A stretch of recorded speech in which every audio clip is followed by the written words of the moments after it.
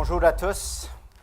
Au moins de 8 mois de notre entrée dans MLS, nous sommes heureux de vous recevoir aujourd'hui au Stade Saputo pour un aperçu de notre plan technique pour 2012.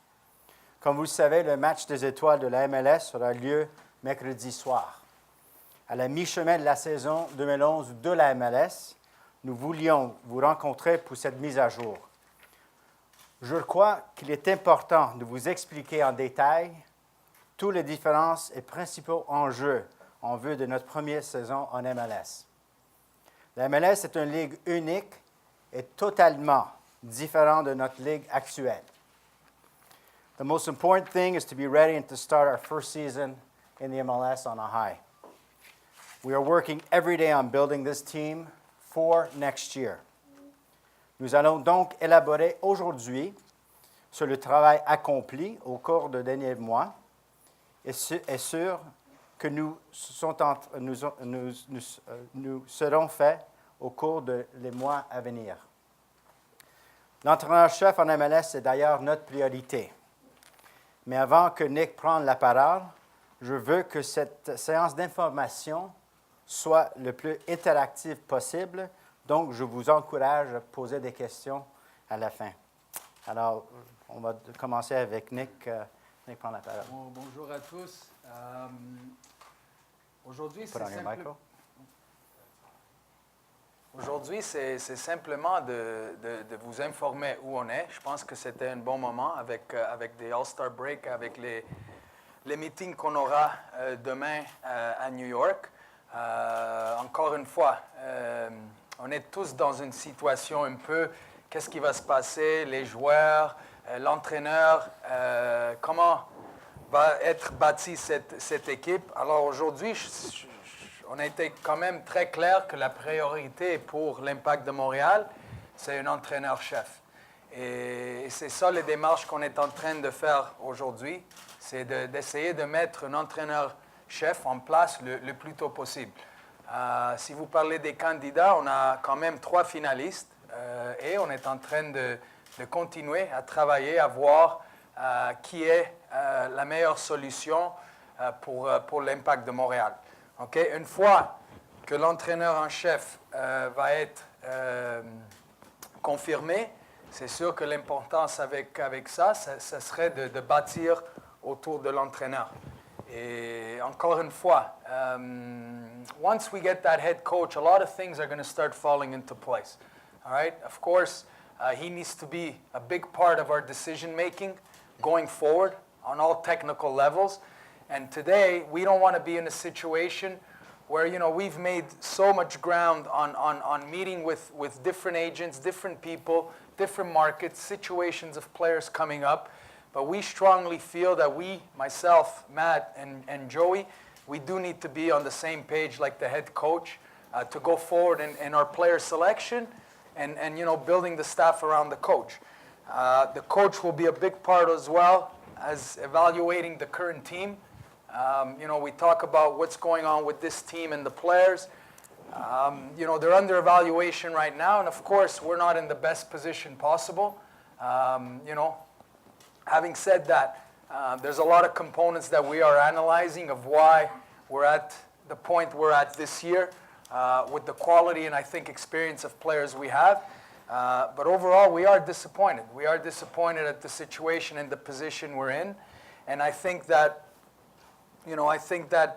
once the coach comes in, there's going to be a very good evaluation of each player and see where they're at and see what decisions we'll make. I know that we're going to confirm, hopefully soon, a combine that will be held after the season.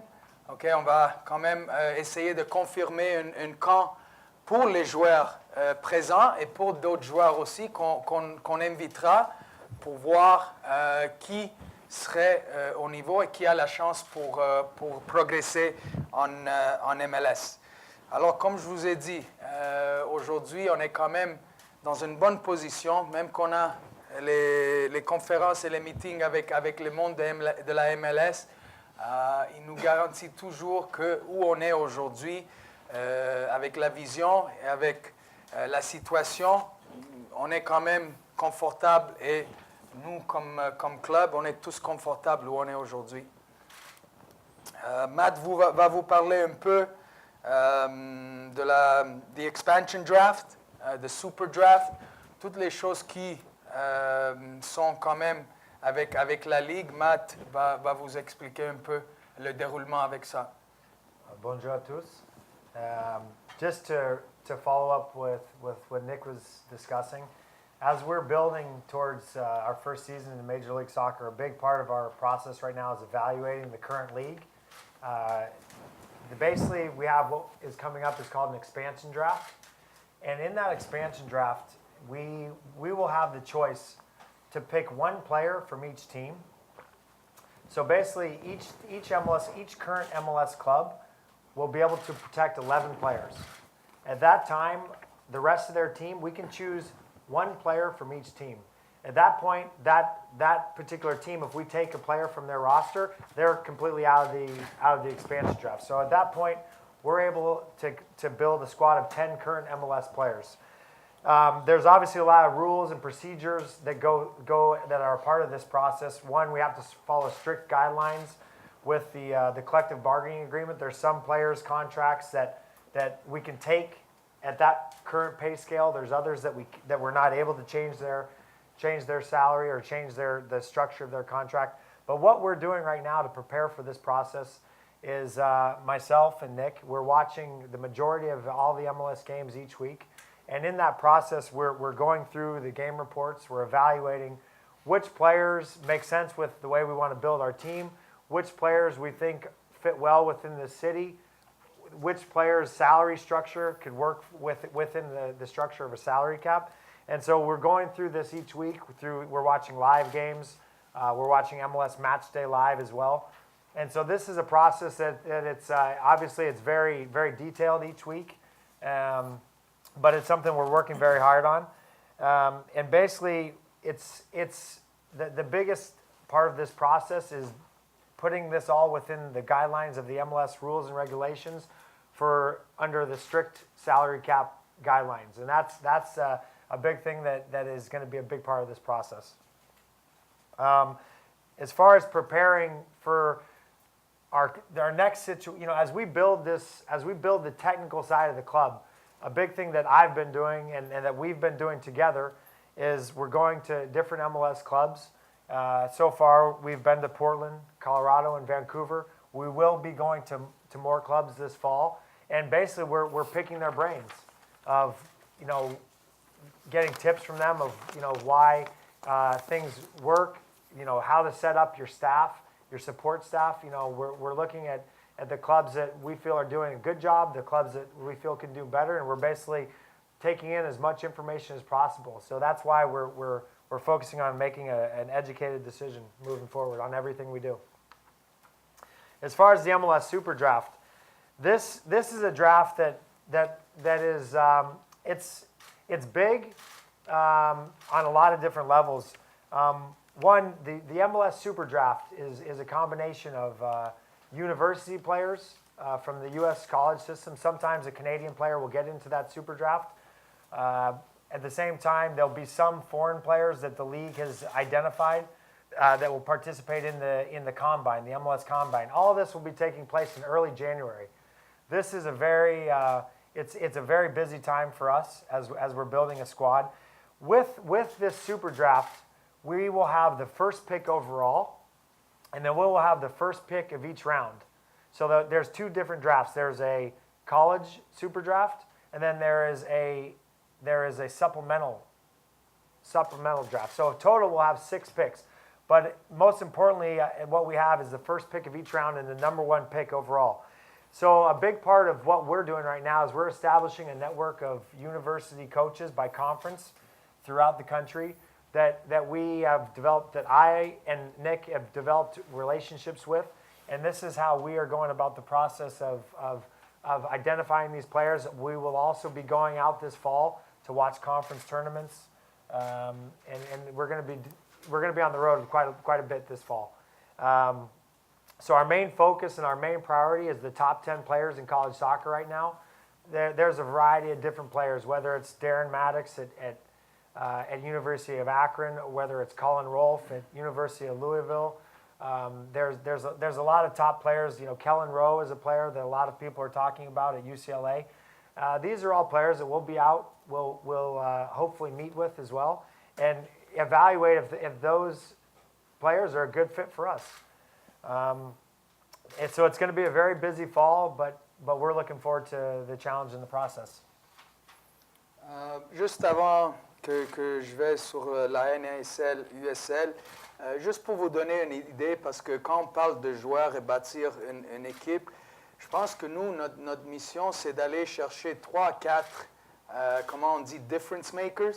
Et si on regarde dans une 11 partant, c'est quoi les positions où il faut aller chercher des joueurs avec une certaine expérience, avec un certain niveau supérieur à les autres. Et pour l'instant, on se concentre beaucoup sur un défenseur central, de haute qualité, de haut niveau. C'est sur un milieu de terrain créatif, de haut niveau. Si on pense à Real Salt Lake avec Morales, si on pense à Dallas avec Ferreira, un gars qui peut faire une différence, soit en comptant des buts, soit avec la passe finale, et un attaquant. Alors, si on parle de 3 à 4 joueurs, ça se peut, on peut ajouter un gardien de but aussi, mais ça, c'est vraiment les 3-4 joueurs qui doivent avoir un certain niveau supérieur à les autres, et après, essayer de bâtir autour d'eux. Alors, est-ce qu'on est aujourd'hui en train de voir ces joueurs-là? Est-ce qu'on a des options? Oui. C'est sûr que pour l'instant, c'est de parler avec du monde, de bâtir des relations, mais une fois que l'entraîneur est confirmé, là, on va tranquillement aller par en avant en voyant quelles sont les meilleures options dans ces positions-là.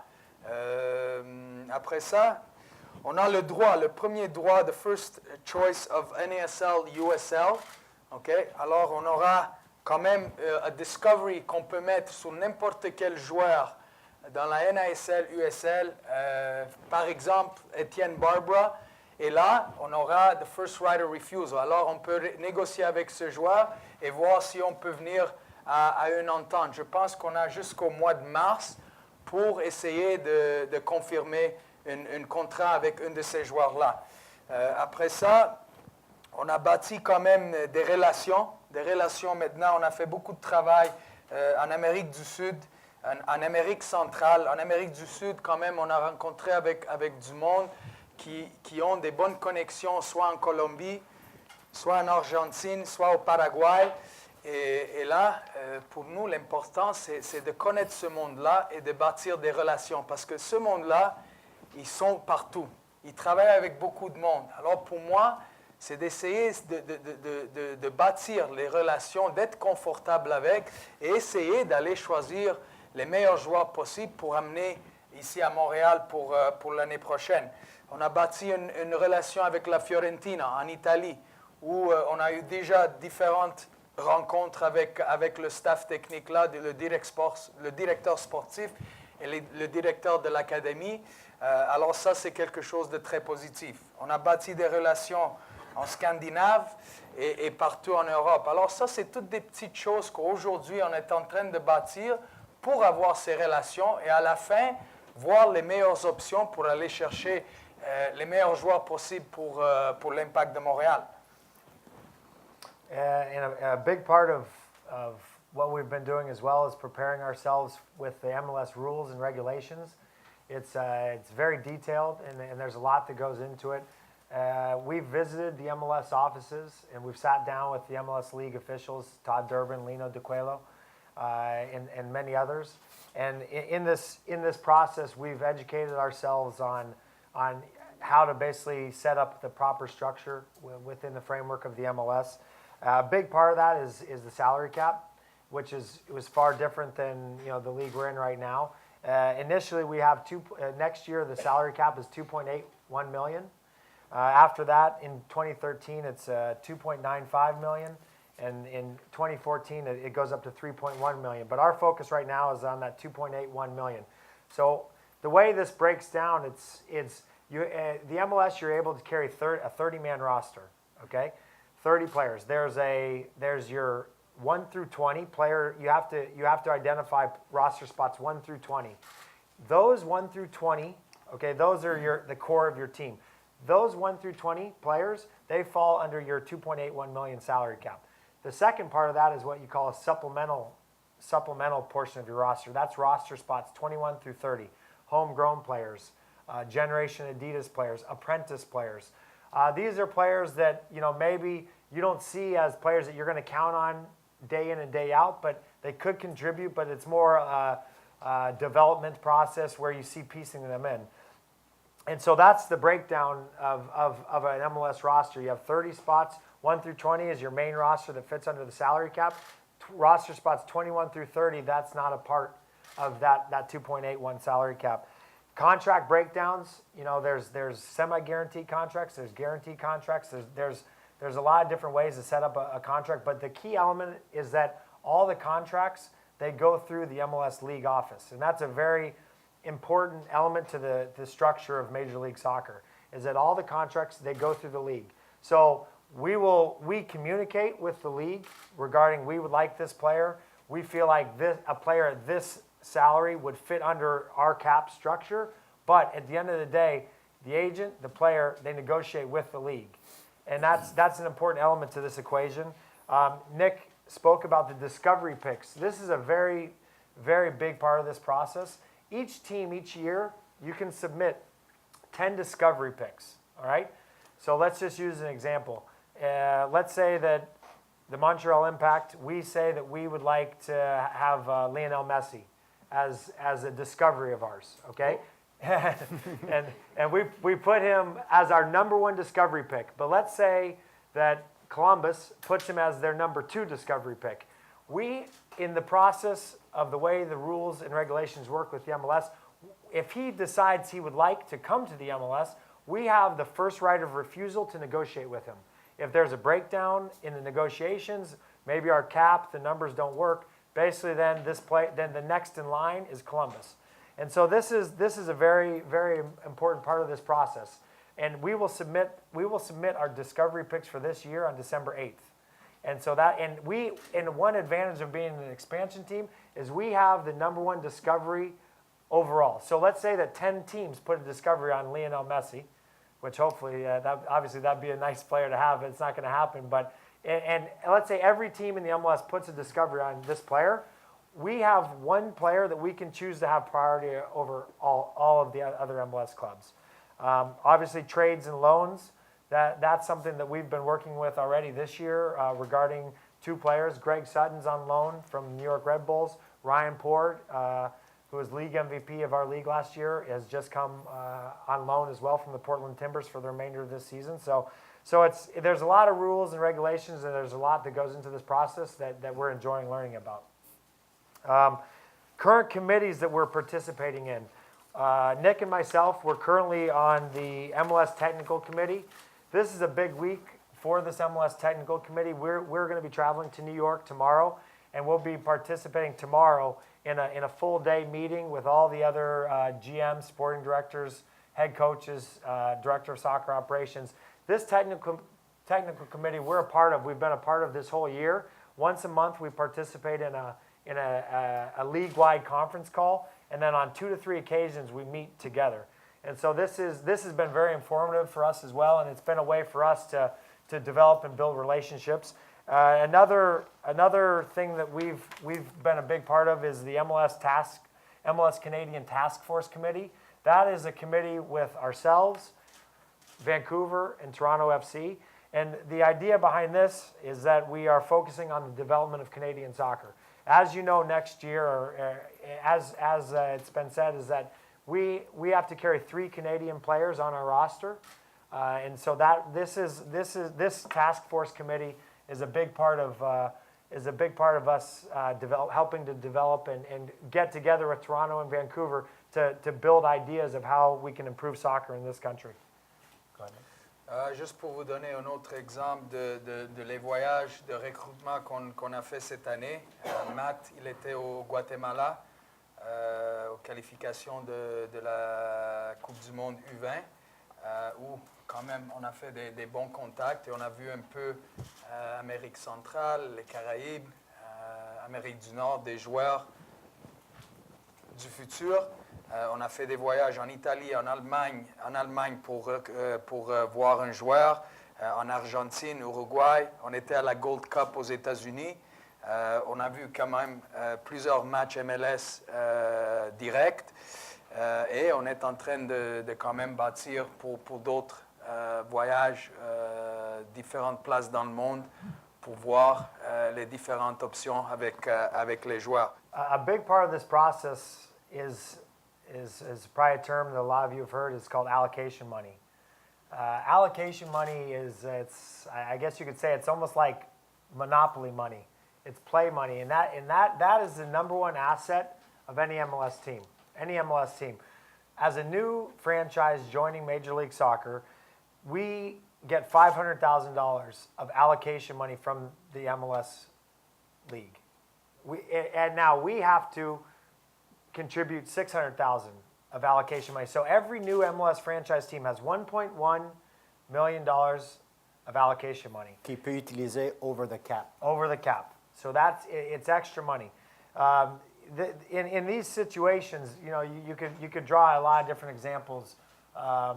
It's play money. You can go to another team, and that's the number one kind of thing that you have in your back pocket to say, we like that player. We're willing to give a draft pick and $100,000 of allocation money to get this particular player or to make this thing happen. If you want to buy a foreigner spot, which, right now you can carry 8 foreigners on your team, but let's say, the amount of foreigners you can have on your team is unlimited. New York Red Bulls is a prime example, where they have, I believe it's 10 or 11 foreigners right now. They've gone out, and through trades or allocation money, they've said, okay, Columbus, we would like you to give us an extra foreigner spot. With this, we'll give you $75,000 allocation money for your extra foreigner spot for 1 year. So allocation money, it's a big part of this equation. Right now we have $1.1 million that we have to spend over 3 transfer windows. So you're not obligated to spend it all right away.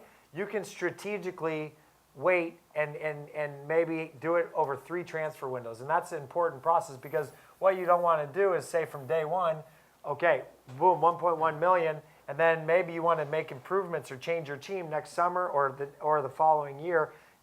So you have to be strategic in the way you spend that allocation money, and it's a very important part of the process. Three transfer windows represent a year and a half. The transfer window in July, January, July. So we would have it as of January, July, the following January, which represents a year and a half, and not 3 years. 3 transfer windows. 3 transfer windows, just to clarify what the transfer windows are. And the other thing I was going to say is, let's say that you bring in, let's say on your salary cap you have $100,000 left of space, but you want to bring in a player for $200,000. You can use that allocation money, and you can buy down that player's contract to $100,000. You basically, that allocation money goes through the league office to quote unquote buy down that salary under your $2.81 million salary cap. So in that scenario, that money, it can come in handy. It can come in handy, and it can give you some flexibility, and that's why it's important to be very strategic in the way you spend that. Designated player, on va parler un peu de ça. On a la capacité d'aller chercher 3 DPs. The designated player, n'importe combien d'argent tu le payes, si on paye un joueur 5 millions, il y a 350 000 des 5 millions qui rentrent dans le cap salarial. Okay? So just to give you an idea, et après c'est le club qui paye le restant du contrat. Est-ce qu'aujourd'hui, on est en train d'être dans une position d'aller chercher un DP? On est en train de regarder.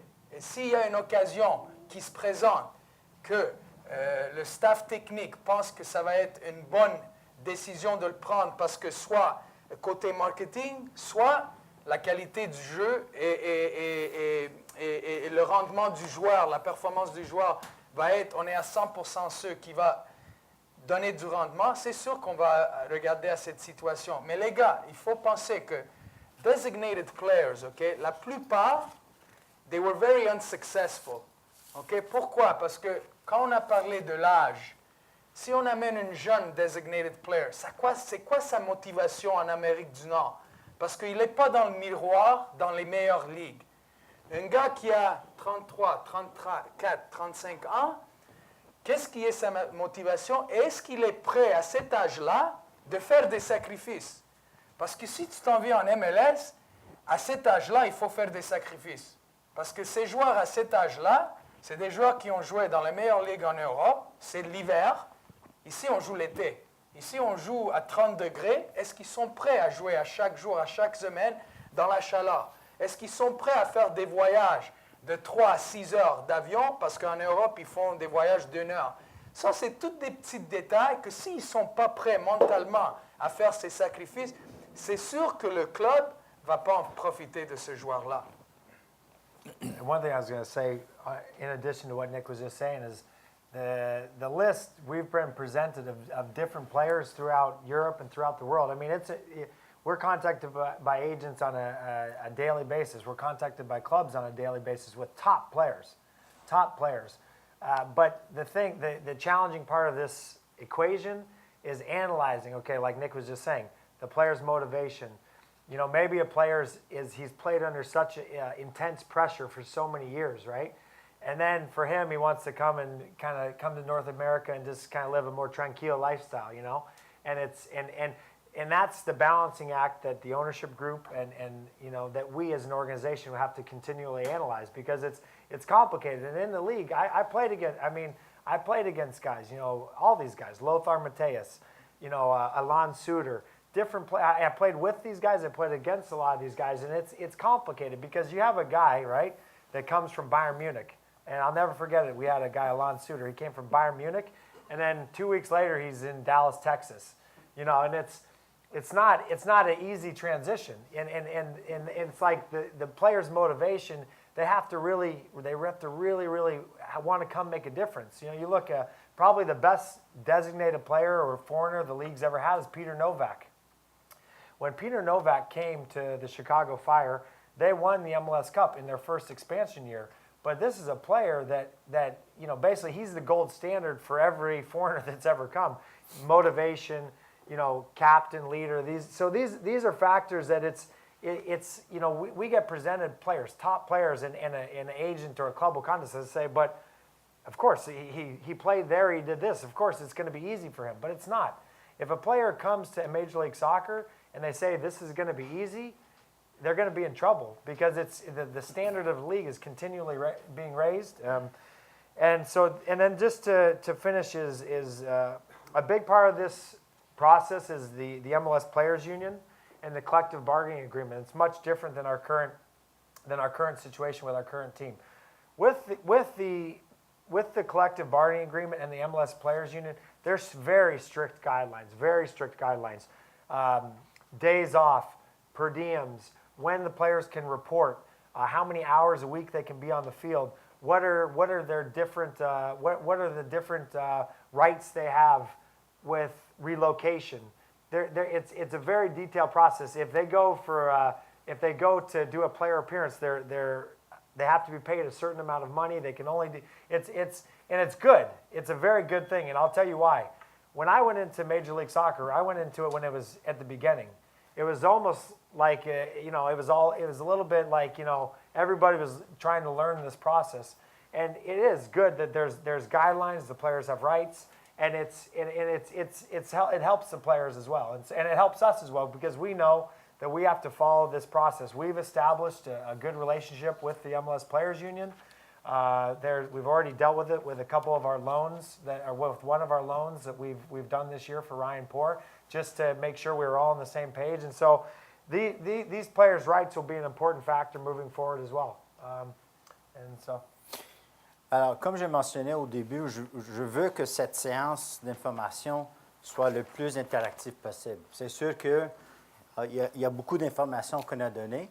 Alors, s'il y a des questions, s'il y a des points, on veut être transparent, on veut être clair, on veut partager l'information. Alors, je laisse maintenant la séance d'information être plus interactive. Alors, s'il y a des questions, s'il vous plaît, on est ici pour les répondre. Nick? Yes. Do you have anywhere you want to go for a head coach? Do you have a preference in mind? What part of the world? What kind of coach you're looking for? Offensive, defensive? That just your thoughts on it? Right now, we've interviewed, I don't know, maybe over 20 coaches, and we've come down to our final 3. Of course, that we want a head coach that's going to be very excited, and we want it to be a very important message because it is the launch of a new franchise into MLS. Do we want someone that would have an understanding of North American soccer? Without a doubt. But with the candidates we've narrowed it down to, which are 3, we feel very comfortable and confident that all 3 can bring some very good, important elements and philosophies to the club. Can I just get a clarification on something? You said there had to be 3 Canadians. Is that 3 Canadians in the first 20 spots, or 3 Canadians in the first On the 30 whole 30 spots? No, In the whole the whole 30? 30, yes. Okay, so that's beneficial. I know you want to have a Canadian content if you can, but Matt, are they up to snuff as far as talent? Well, that's obviously we're committed, especially as we're a part of this Canadian task force. We want to partner up, even though we compete with them. We want to partner up with Toronto and Vancouver and to help develop the game. But it's simply a numbers game as well. The population of all of Canada is what about the population of California? So this is the challenge of this whole process.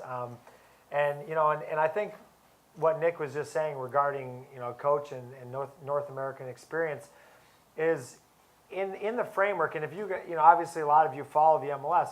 Let's say that the season is not going well, right? Is with the way the contracts are structured and with the players union, it's very hard to go halfway through the year and say I want to change 20 guys. It's not as easy as that. And so that's where we feel that level of experience and respect for the North American game is going to be important because at the end of the day, that's a big part of this. When you think of that coach that needs to know North American soccer, is that look at your roster, and you're not going to have 15 top-notch players of a high level. So are you able to go get those North American kids, whether through the college draft, whether in the second divisions or in MLS, at a certain price range that'll give you something?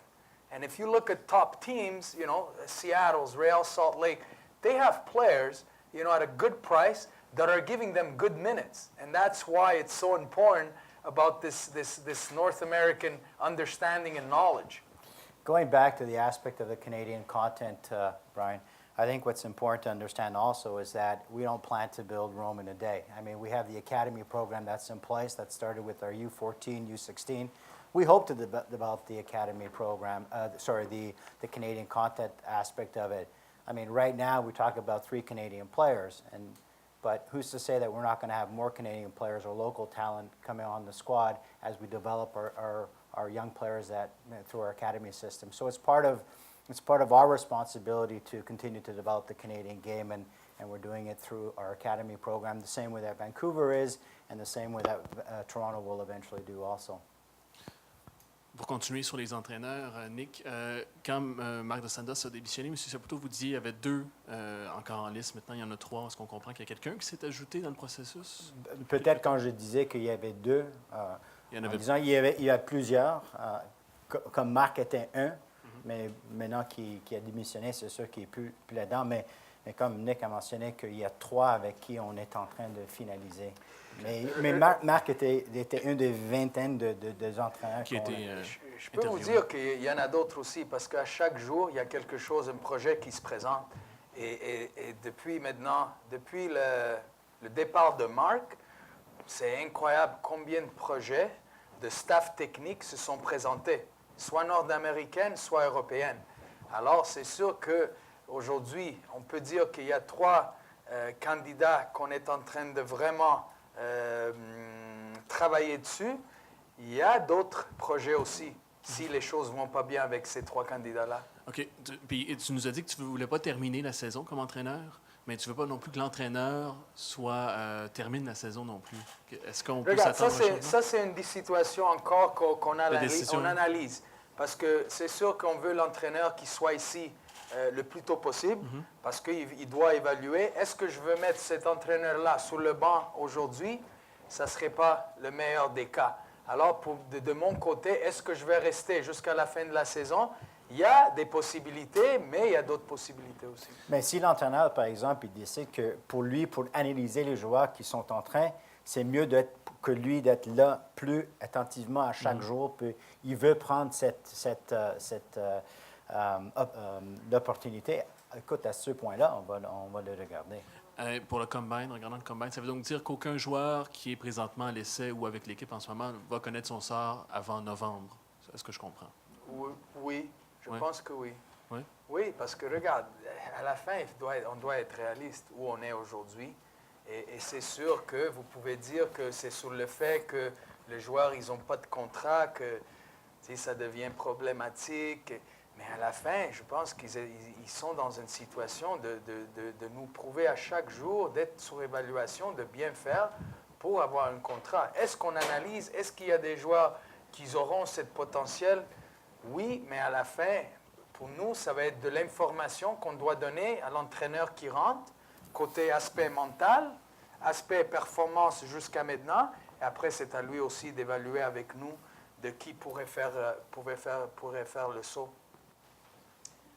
Nick, dans le processus de dépistage des joueurs, de recrutement des joueurs, est-ce qu'il est prévu l'embauche de recruteurs, justement, de gars qui vont sillonner, je ne sais pas moi, l'Europe, l'Amérique du Sud, les États-Unis, d'ici peu, pour préparer justement les repêchages? Parce que ça me semble être beaucoup de travail pour deux hommes, là. Oui, c'est beaucoup de travail, mais pour nous, la priorité, c'est l'entraîneur-chef. Parce qu'on ne veut pas engager du monde que l'entraîneur-chef rentre et dire « Mais pourquoi lui ?»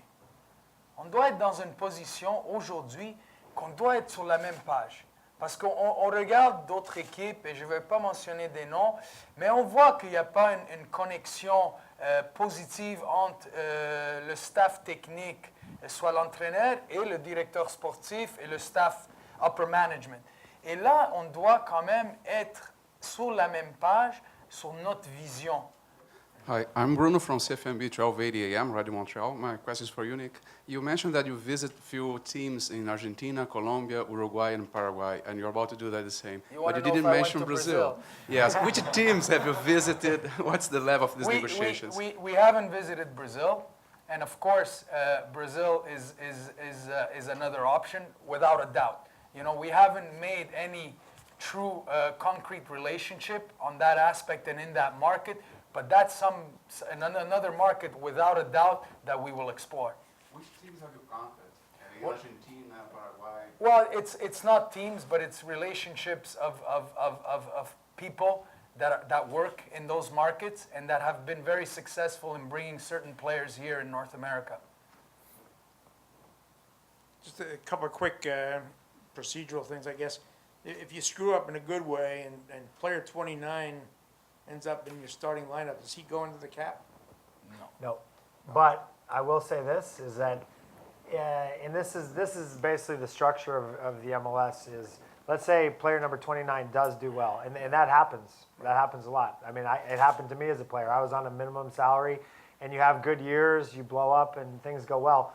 Basically what happens is it's the league and the teams, it would be their advantage to offer that guy a new contract. And basically, if this guy has an influence, they're not going to allow him to be a supplemental roster player anymore. So he would, let's say he comes in at 32,000, he scores 10 goals. It's very likely the next year that he's going to be on roster spots 1 through 20 at an increased salary. That's something that's very crucial, because in the past it's been where the league has lost players because of that.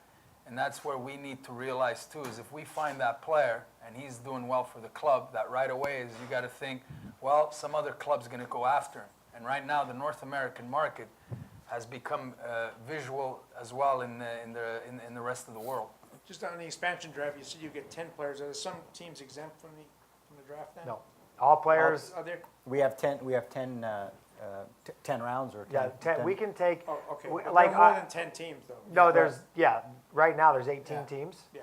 And basically 2 days after MLS Cup, each team will submit their protected lists, and they'll say these 11 players we don't want anyone touching. But then roster spots 12 through 30 is then you can now there's some exemptions from 21 through 30 that you can't touch. You can't touch can't touch homegrown players, and you can't touch Generation Adidas players, but you can get now. We're at a bit of an advantage over last year's expansion draft because there was 2 teams. So they, it was like Vancouver drafted a player, so they had to flip flop back and forth. Where we're in advance, we're the only expansion team.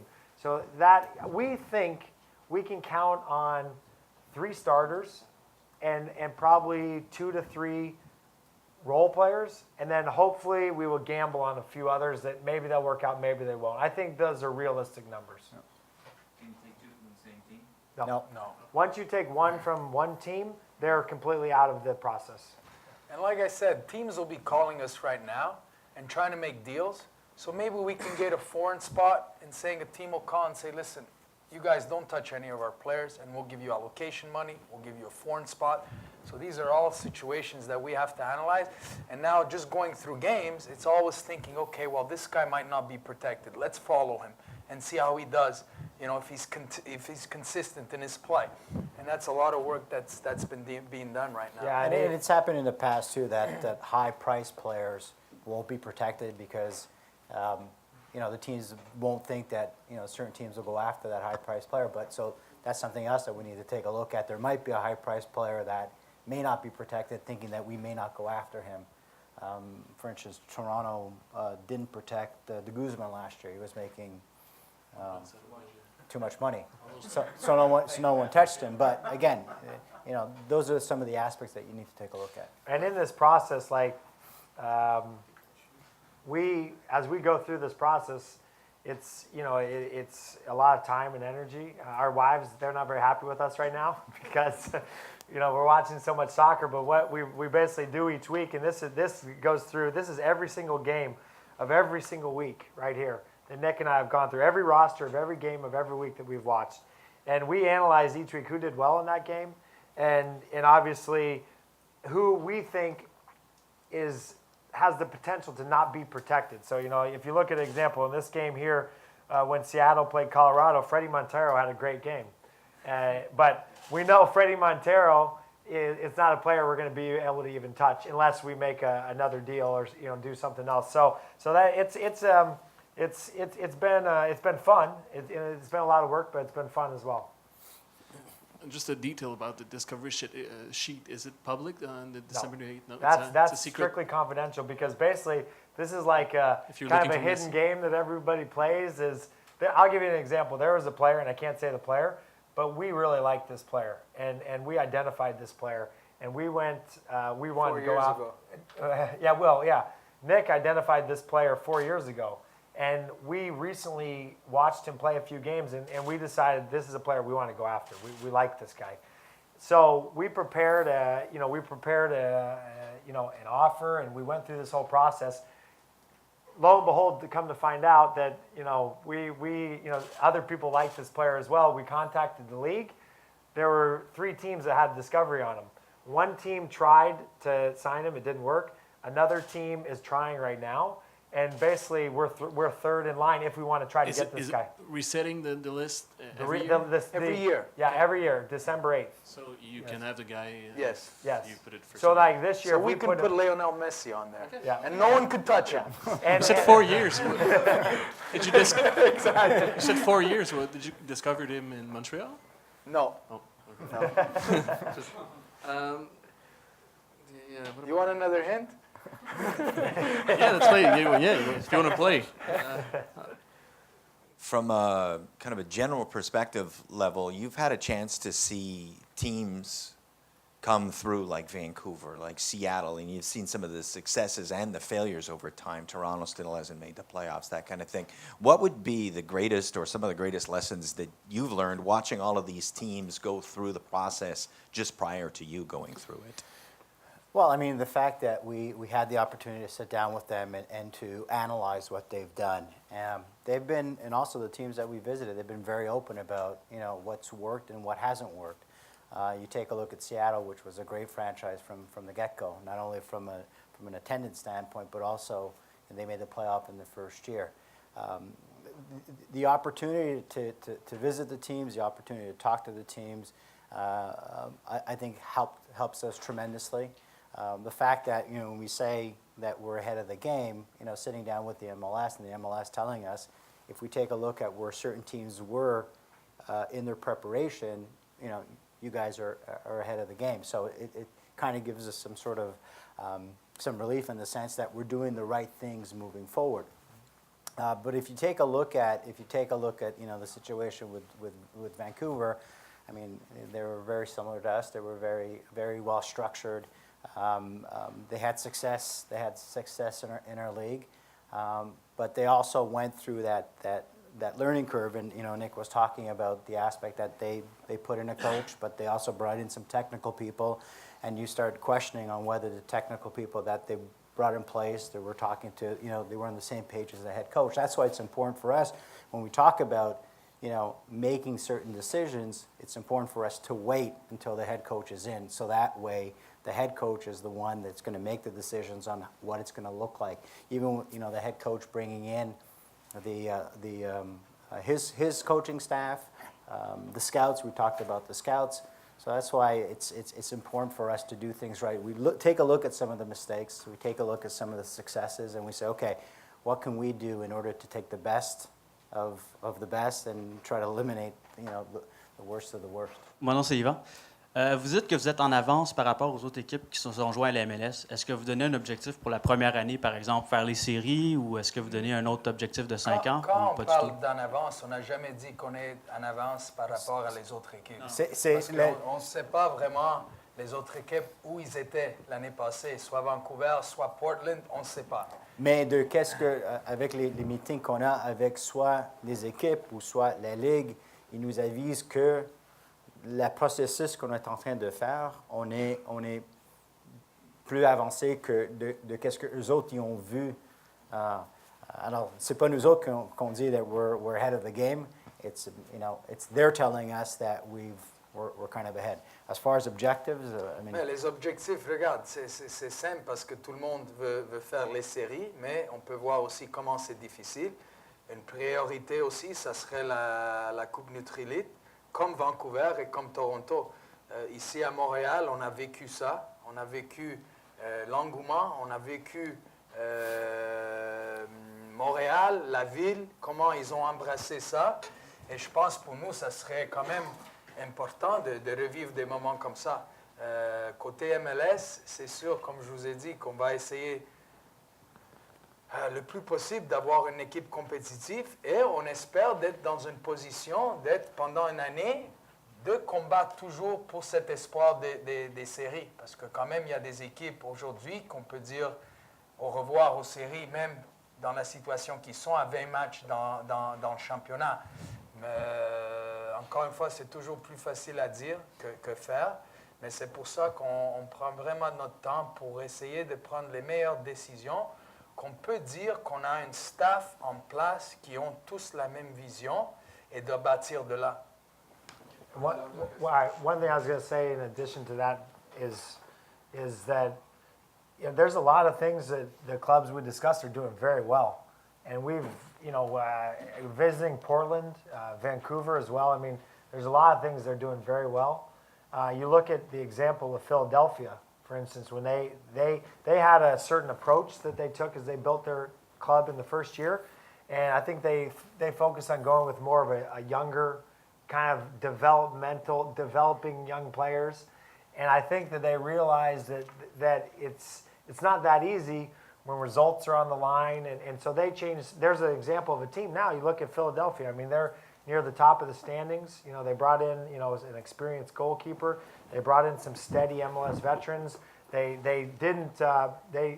changed their approach because, I think they learned that, it's hard to win games. Whether you're in the NASL, MLS, whatever league you are in the world as a professional player, it's hard to win games. It's a lot of work. Monsieur Saputo, l'Impact s'est toujours fait une fierté d'avoir des joueurs locaux. Dans sa formation, au fil des ans, des bons joueurs, des joueurs qui gagnaient leur place, qui avaient du succès sur le terrain. En MLS, dans l'échelle des priorités, d'abord, est-ce une priorité d'avoir des joueurs d'ici dans cette formation-là en 2012? C'est sûr qu'avec nous autres, on doit avoir les 3 joueurs canadiens. C'est sûr que si on peut avoir les joueurs locaux qui sont canadiens, c'est sûr qu'on va faire tout possible pour le faire. Mais comme je mentionnais, pour moi, c'est pas, on ne regarde pas l'équipe l'année prochaine, mais on regarde l'équipe dans quelques années. Le travail qu'on est en train de faire avec l'Académie, ça va être très important parce que pour moi, je veux voir certains joueurs de l'Académie qui vont être sur la première équipe de l'Impact, pas en 2012, mais peut-être 14, 15, 16. Alors, on est en train de le développer et, comme on dit, homegrown talent. C'est sûr qu'on va être peu d'emphase dans homegrown talent de joueurs d'ici. Peut-être une dernière question, Luc.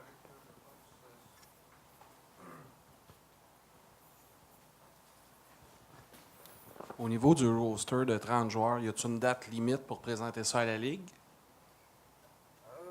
Matt, is there a date?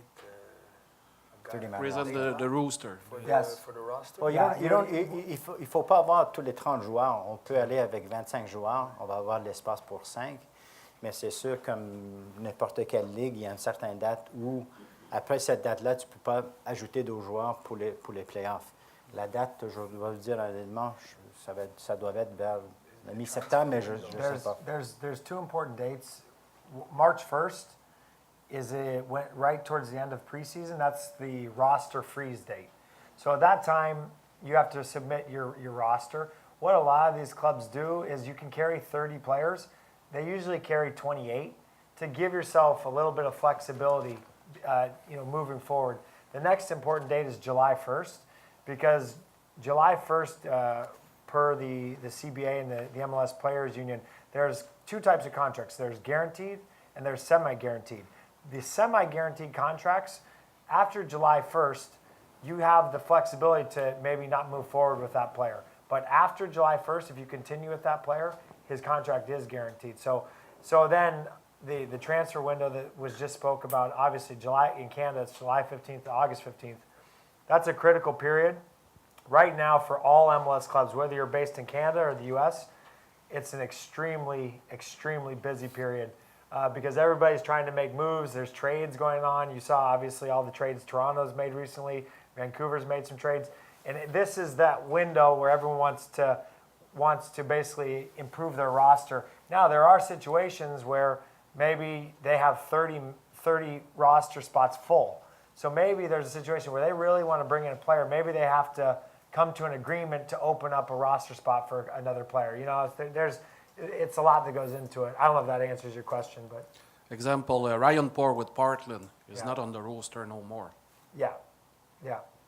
No, they tried to make a roster spot. That's Yes. why they've loaned him. Yes, they've loaned him to make a roster spot, but he is still a part of their team. He's still a part of their team. And But what's he's happening? not on the 30-man roster But now. he's not currently on their 30-man roster because he's on. Let me use an example: if a player was loaned and it happens all the time. Let's say there's injuries, and we take a player on loan for 1 month. All right, then that player stays on their roster because they can recall that player at any time. Let's say that a goalkeeper comes to us, but then they have a goalkeeper injury.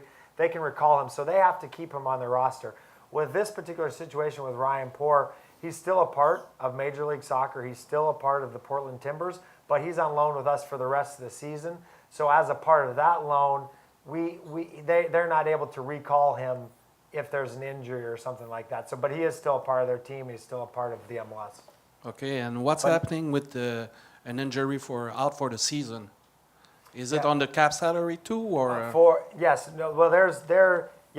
But there's a scenario where you can say, let's say a guy gets injured, you can put him on season-ending IR, which is season-ending injury reserve.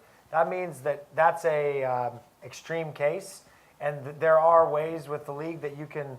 It's called extreme hardship, and so with extreme hardship, you can open up that roster spot to bring in another player. Well, but what about the cap aspect of it? The cap, you still carry that player on your cap. You still play. So basically, if your DP goes out, that's $350,000 on the cap that you can't take out. So. Yeah, you're still responsible for that cap figure. Yeah. Pour l'autre question? Merci. Merci beaucoup, Joey, Nick et Matt. Merci tout le monde.